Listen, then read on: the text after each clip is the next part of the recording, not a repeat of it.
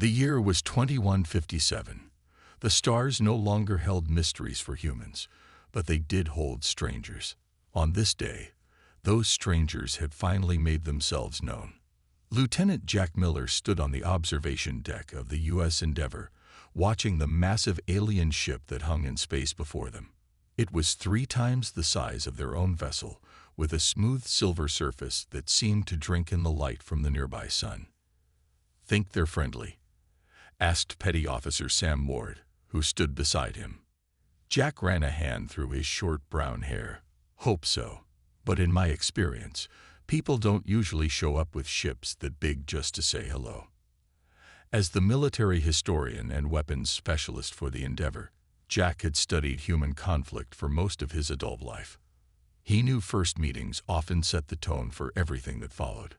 Captain Susan Brooks's voice came over the ship's comm system. "Senior staff to the conference room. Our guests are ready to talk."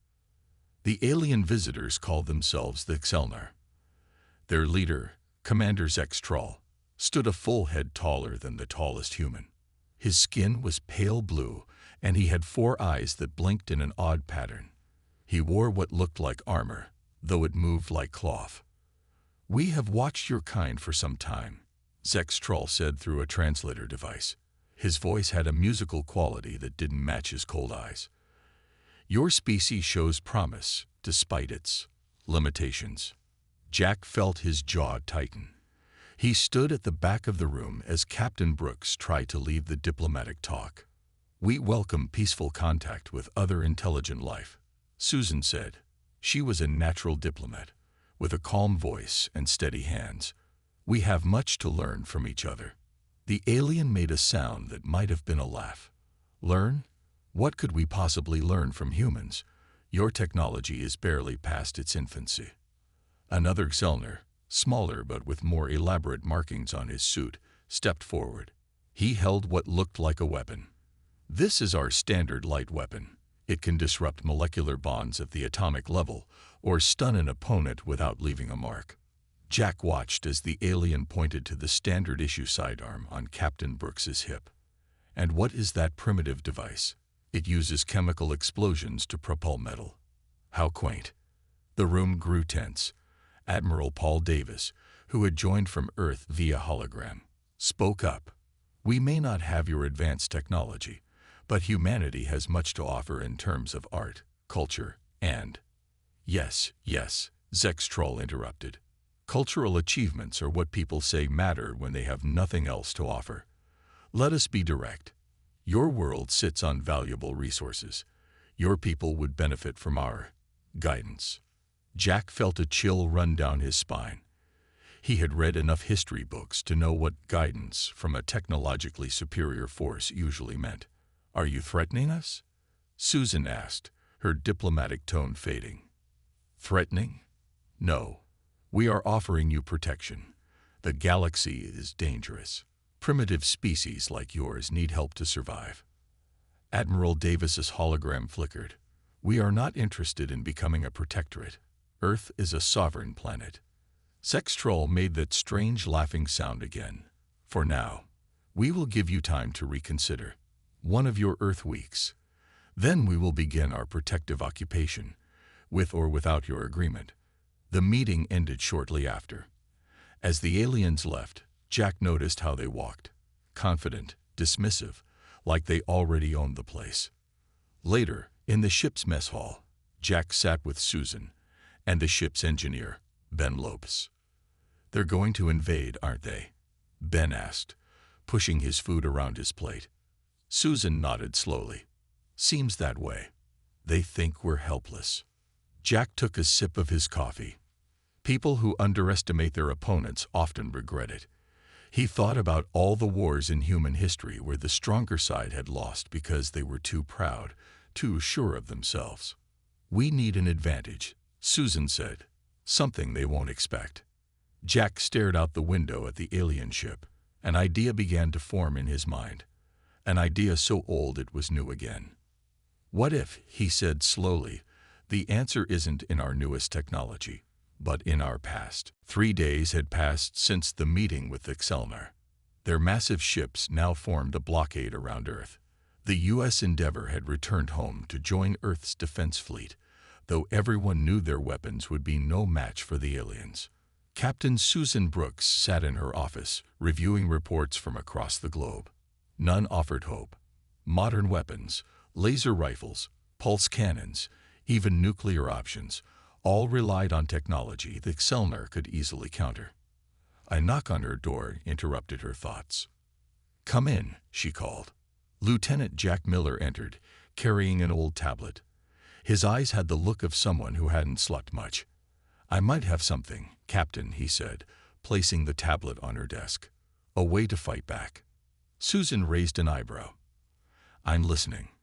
That Selnar laughed at our weapons because they use what they consider outdated technology. But what if we went even more outdated? Jack pulled up an image on the tablet. "This is an M1911 pistol. It was standard issue for American forces starting in 1911. That's nearly 250 years old, Jack." "Exactly. It's completely mechanical.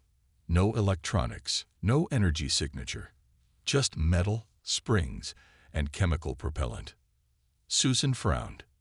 "You think a pistol from 2 centuries ago can hurt aliens with force fields? Their shields are designed to stop energy weapons and high-velocity modern projectiles. But old firearms, they might not register as weapons at all to their defense systems." It was a long shot, but they were running out of options. "Where would we even get something like this?" Susan asked. "The National Firearms Museum in Virginia. They have working models that have been preserved.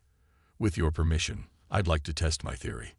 Susan looked out her window at the alien ships hanging in the sky. 4 days left until their deadline. "Do it. Take whatever you need." The next morning, Jack and a small team, including weapons specialist Lisa Ryan and security officer Greg Paddle, flew to Virginia. The museum had been closed due to the crisis, but they were met by the curator, Dr. Frank Collins. "You want to take a piece from our collection to use against the aliens?" Dr. Collins asked, looking skeptical. "Not just any piece," Jack replied. "We need a fully functional M1911 pistol, preferably one manufactured before 1920. Dr. Collins led them through the quiet museum halls. Display cases held weapons from throughout human history. "Most of our exhibits are non-functional or modified to prevent firing," the curator explained. "But we do have a few pieces maintained in working condition for research purposes." They stopped at a secure room in the back. After entering several codes, Dr. Collins opened a climate-controlled cabinet and removed a wooden box. "This is what you're looking for. M1911, manufactured in 1918. It was carried by an officer in World War I, then again in World War I by his son." Jack carefully opened the box. Inside lay the pistol, its metal parts gleaming despite its age. It was heavy in his hands, solid in a way modern weapons weren't. "Will it still fire?" Lisa asked. "With proper ammunition, yes. It's been meticulously maintained." Greg looked doubtful. "We're going to fight space aliens with that." "Sometimes the old ways are best," Jack said, examining the weapon, "especially when they're unexpected." Back on the Endeavor, Jack took the pistol to the ship's firing range. Several officers gathered to watch as he loaded it with ammunition the museum had provided. Jack aimed at a target and squeezed the trigger. The gun's report was loud in the enclosed space, different from the sound of modern weapons. The bullet tore through the target. "Now we need to test it against something that simulates Selnar shielding," Jack said. Susan, who had been watching from the doorway, stepped forward. "I have a better idea," she said. "Tomorrow, the Selnar commander has agreed to meet with us again. A final chance to accept their terms." She looked at the old pistol. "What if we brought our museum piece to the negotiation?" The plan was risky. Captain Susan Brooks knew this as she prepared for the meeting with the Selnar. Lieutenant Jack Miller stood beside her, the old pistol hidden in a diplomatic case. "Are you sure about this?" asked Alan Garcia, the communications specialist assigned to their team. He was young and nervous, with quick eyes that kept darting to the case. "No," Susan admitted, "but we're out of options." Their shuttle approached the Xelnar flagship, a massive vessel that dwarfed anything humans had built. As they docked, Jack checked the pistol one last time before closing the case. "Remember," he said quietly, "they'll scan us for modern weapons. This old gun has no power source, no electronics. It might not register on their scans at all." 4 Xelnar guards met them at the airlock. They were tall, with 4 arms and skin that seemed to shift colors slightly under the lights. Each carried what looked like a short staff. "You will be scanned," one said, its voice oddly musical through the translator. It waved a device over each human. Jack held his breath as the scanner passed over his case. The guard paused, looked at the readings, then waved them through. "It worked," Alan whispered. "They didn't detect it." "Or they don't care," Susan replied. "Let's not celebrate yet." They were led to a large room with a window looking out at Earth. The view was likely meant to remind them of their situation. A beautiful blue planet, now surrounded by alien ships. Commander Zextroll entered, flanked by 2 other Xelnar. Unlike the guards, they wore what looked like formal clothing, with symbols Jack didn't recognize. "Captain Brooks," Zextroll said, "have you come to accept our terms?" Susan stepped forward. "We've come to discuss alternatives. Earth wishes to establish peaceful relations, but we cannot accept occupation." Zextroll made the sound that Jack now recognized as laughter. "You have no choice. Your weapons cannot harm us. Your ships cannot escape us.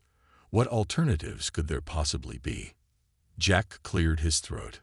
"Maybe we could show you something about human history to help you understand our perspective." The alien commander tilted his head.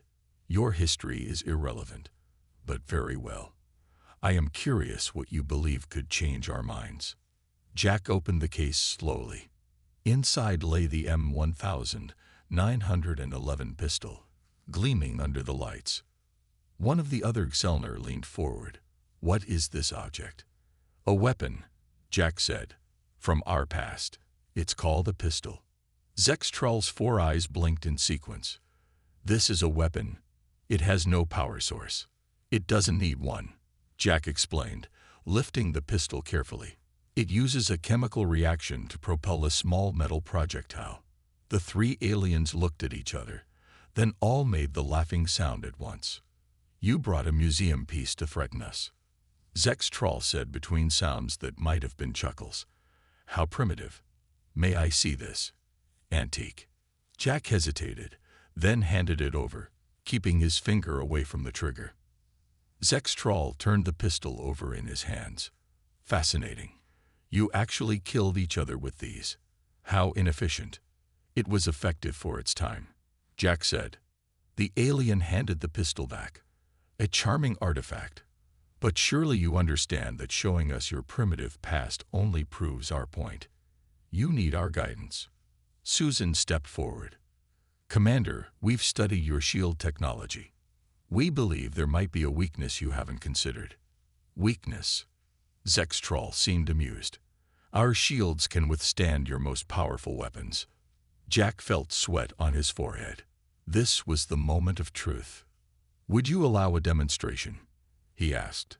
Zextroll gestured to a decorative object on a nearby table. "By all means, show us what your ancient technology can do." Jack looked at Susan. She gave a slight nod. He raised the pistol, aimed at the object, and squeezed the trigger. The sound of the gunshot was loud in the meeting room. It echoed off the metal walls of the Xelnar ship, a sharp crack that made Alan jump. What happened next seemed to move in slow motion. The bullet struck the decorative object and shattered it completely. Pieces flew across the room. One large chunk hit the wall behind where it had stood, leaving a small dent in the metal. For a moment, nobody moved. The 3 Xelnar stared at the broken pieces on the floor, their skin changing color rapidly. "Impossible," Zextroll whispered. Jack kept the pistol pointed down but ready. "Not impossible, just unexpected." Zextrol turned to one of his companions. Activate personal shields. Now. The aliens tapped symbols on their wrists. A faint blue glow surrounded each of them. You dare attack us. Zextrol's voice lost its musical quality, becoming harsh and angry. Guards. We didn't attack you, Susan said calmly. We demonstrated a point. That was a simple object, not shielded at all. The doors slid open and 4 armed guards rushed in. They pointed their weapons at the humans. Wait, Jack said. Before you do anything hasty, consider this. He pointed the pistol at another decorative object, this one closer to where Zextrol stood. May I? The alien commander hesitated, then nodded once. Jack fired again. The bullet passed through the blue glow of Zextrol's personal shield, as if it wasn't there, then hit the object, shattering it like the first. The room went completely silent. The guards froze, their weapons half raised. Zextrol's skin turned a pale gray color. How is this possible? The shield should stop any projectile. Your shields, Jack explained, are designed to stop energy weapons and high-velocity smart projectiles. They create a field that disperses energy and detects incoming objects with electronic signatures. He held up the pistol. This has no electronics. The bullet is just a piece of metal, moving at a speed your shields don't register as a threat. Alen looked back and forth between Jack and the aliens. He couldn't believe it had worked. Our entire fleet, Susan said, is being retrofitted with similar weapons as we speak. This wasn't true, but the aliens didn't know that. Zextrol turned to his companions, speaking in their own language. Their conversation was quick and seemed heated. Finally, he turned back to the humans. This changes nothing, he said, but his voice lacked conviction. One primitive weapon cannot stand against our technology. Maybe not, Jack agreed. But Earth has millions of these weapons, some even older and simpler than this one. And now we know they work against your shields. Susan stepped forward. We don't want conflict, Commander. We want peace. Real peace, not occupation. This demonstration was to show you that we're not as helpless as you thought. The Selnar guards looked to their commander, waiting for orders. Zextrol seemed to be thinking deeply. Finally, he spoke. You will leave our ship immediately. We will reconsider our approach to Earth. And the deadline? Susan asked. Extended, for now. As they were escorted back to their shuttle, Alan could hardly contain his excitement. It worked, he whispered. They're scared of an old gun. They're not scared of the gun, Jack corrected him. They're scared of what it represents, a weakness they never considered. Once back aboard the shuttle and away from the Selnar ship, Susan contacted Earth. Admiral Davis, she said. The demonstration was successful. The Selnar shields don't stop mechanical projectile weapons. The Admiral's voice came through with static. Are you certain? Jack leaned toward the communication panel. Yes, sir. I fired twice. Both bullets passed through their shields as if they weren't there. Good work, Davis replied. Return to Earth immediately. We need to implement Operation Vintage right away. As their shuttle flew toward home, Jack looked out at the Selnar ships. For the first time in days, he felt something close to hope. The shuttle had not yet reached Earth when everything went wrong. Jack was checking the M1911 pistol when Alan shouted from the cockpit. 2 Selnar fighters on our tail. Susan rushed to the controls. They're not supposed to follow us. We had an agreement. Maybe Zextrol changed his mind, Jack said, sliding the pistol into his holster. The shuttle shook as energy blasts passed close by. Susan took manual control, diving toward Earth in a steep angle. They're gaining on us, Alan said. His hands moved quickly over the communication panel. Endeavor, this is Shuttle 5. We have Selnar fighters in pursuit. Request immediate assistance. Static answered him. They're jamming our signals, Susan said through gritted teeth. Jack, can you get to the rear guns? Jack nodded and moved to the weapons station. The shuttle had a small pulse cannon mounted on the rear. He activated it and aimed at the pursuing fighters. "Don't hit them unless they fire first," Susan ordered. "We don't want to start a war." As if in answer, a blast of energy struck the shuttle's left wing. Warning lights flashed across the control panel. "They already started it," Jack said, and fired. The pulse cannon shot a beam of energy at the lead fighter. It hit the ship's shields, which glowed bright blue but held. "Our weapons can't penetrate their shields," Jack called out. "But we know what can." He left the weapons station and moved to the shuttle's emergency kit. Inside was a flare gun, a simple mechanical device that fired a bright signal flare. "This might work," he said, loading the flare gun. He went to the rear viewport and waited for the right moment. The shuttle shook again as another blast hit them. "Engine damage," Susan reported. "We're losing power." Jack aimed the flare gun at the closer fighter and fired. The bright red flare shot out, trailing smoke. It passed through the Selnar ship's shields and stuck to its hull, burning brightly. The fighter veered off, smoke pouring from where the flare had hit. "It worked," Alan shouted. Their shields didn't stop it. The second fighter kept coming. Jack had no more flares, but he had the pistol. He knew it was almost impossible to hit a moving ship with a handgun, but he had to try. He opened the emergency airlock window, a small port designed for communication if the main systems failed, and took careful aim. The fighter was closing fast. Jack fired 3 times. The first 2 shots missed, but the third struck something important. The fighter's left engine began to smoke, then died. The ship spun out of control and fell away. "Nice shooting," Susan said, impressed. "Lucky shooting," Jack corrected her. "But it proves the point again." They limped back to Earth, their shuttle damaged but still flying. When they landed at the military base, Admiral Davis was waiting with a team of officers. "We lost contact with you," the Admiral said. "What happened?" Susan explained about the Selnar fighters and how they had defended themselves. "So the theory works consistently," Davis said, looking at the old pistol in Jack's holster. "Mechanical projectiles can penetrate their shields." "Yes, sir," Jack confirmed. "And not just the pistol. The flare gun worked too." The Admiral nodded. "We've already begun Operation Vintage. Museums around the world are being contacted. We're gathering every mechanical weapon.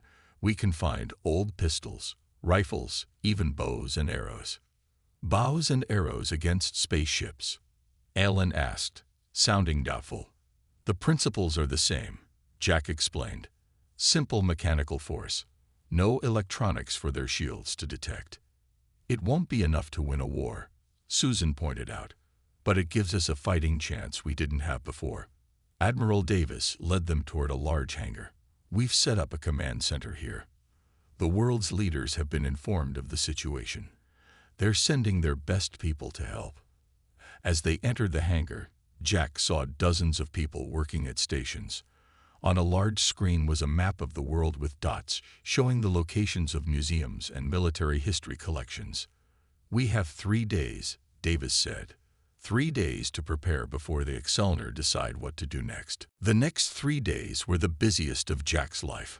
Operation Vintage had turned the military base into a strange mix of museum and armory. Weapons that belonged behind glass were being cleaned, tested, and prepared for battle. Karen Foster was the person in charge of it all. She was a small woman with gray hair and hands that showed years of careful work. Before the Selnar came, she had been a gunsmith specializing in historical firearms restoration. "Never thought my hobby would save the world," she said as she showed Jack around the main workshop. Tables were filled with disassembled rifles, pistols, and even older weapons. People in both military uniforms and civilian clothes worked side by side, cleaning ancient gun parts and checking mechanisms. "How many do we have so far?" Jack asked. "About 5,000 functional firearms from the 19th and early 20th centuries," Karen replied. "Plus a few hundred flare guns, some crossbows, and even a collection of Roman-style ballistas that a historical society was using for demonstrations. Jack picked up a revolver that looked like it came from an old Western movie. "Will it be enough?" "It has to be," Karen said simply. In another part of the base, Susan was working with military leaders from around the world. They had gathered in a large room filled with maps and screens showing the positions of the Selnar ships. "They've regrouped," said General Maria Perez, pointing to a display of the alien fleet. "Most of their ships have moved to this position, about 50,000 miles from Earth. They're reconfiguring their shields," added a scientist named Dr. Naveen Singh. "Our sensors show energy fluctuations consistent with major systems upgrades." "How long will that take them?" Susan asked. "Hard to say with alien technology," Dr. Singh replied. "But based on the energy readings, at least a week, maybe more." "That gives us time," Susan said. "Not much, but some." Alan had been assigned to communications, working with a team to spread the word about the Selnar's weakness. Every military and police force on Earth needed to know that old-fashioned weapons could penetrate the alien shields. "We've confirmed responses from 172 countries," he reported to Admiral Davis. "Most are sending whatever antique weapons they can find. Some countries, like Switzerland and Finland, still have large stockpiles of older rifles in military storage." "What about production?" the Admiral asked. "Can we make more?" "Yes, sir," Alan said. "Factories around the world are switching to produce simple mechanical firearms and ammunition. No electronics, no advanced materials, just basic designs." By the end of the second day, the first training sessions had begun. Soldiers used to high-tech weapons were learning to use their simpler counterparts. Jack watched as a young Marine tried to hit a target with an old hunting rifle. "These things don't even have sights like I'm used to," the Marine complained after missing for the third time. "That's the point," Jack explained. "Nothing electronic for the Selnar to detect or block. Just wood, metal, and muscle memory." On the morning of the third day, Jack, Susan, and Alan met with Admiral Davis for an update. "We've distributed about half of the functional weapons," the Admiral said. "The rest will go out today. Every ship in Earth's defense fleet has been equipped with at least some mechanical weapons." "What about the Selnar?" Susan asked. "Any word from them?" As if in answer, the communication system beeped. An officer called out, "Admiral, we're receiving a transmission from the Selnar flagship." The large screen at the front of the room flickered, then showed Commander Zextrol. The alien looked different somehow. His skin was a deeper color, and there was something in his 4 eyes that hadn't been there before. Something like respect.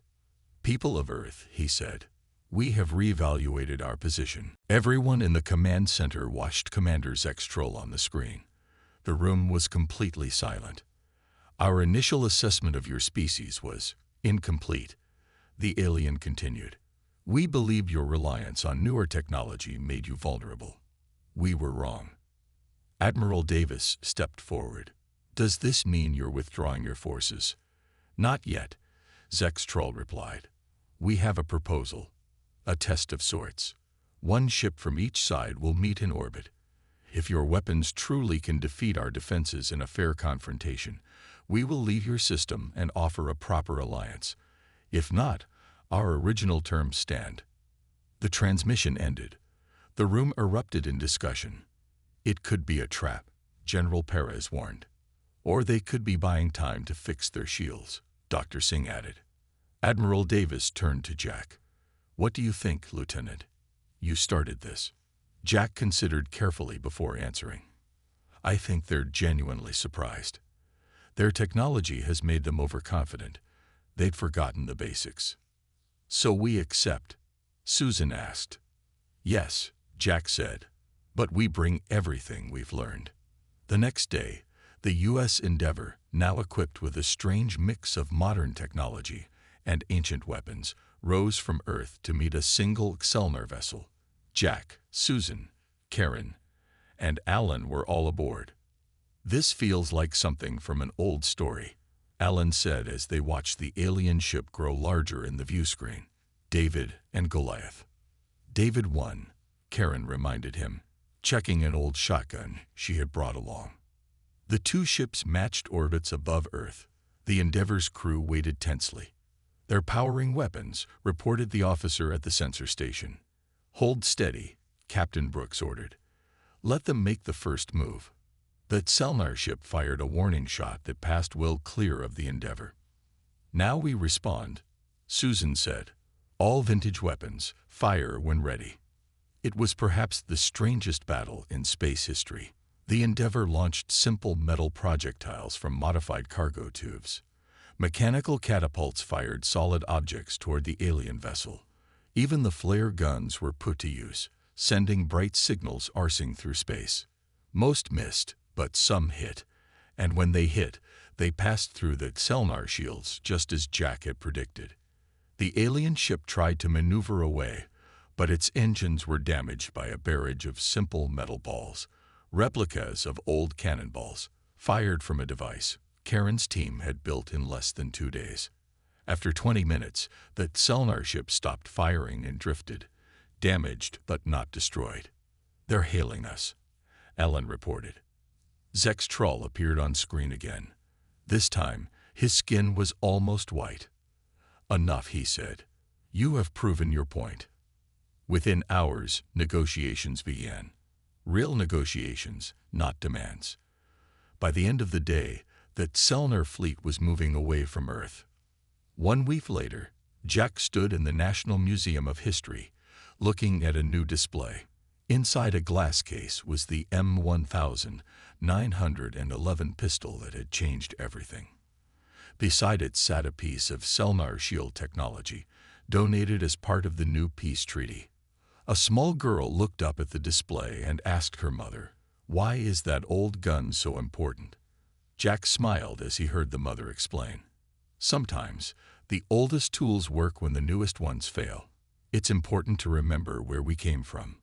Admiral Davis joined Jack at the display.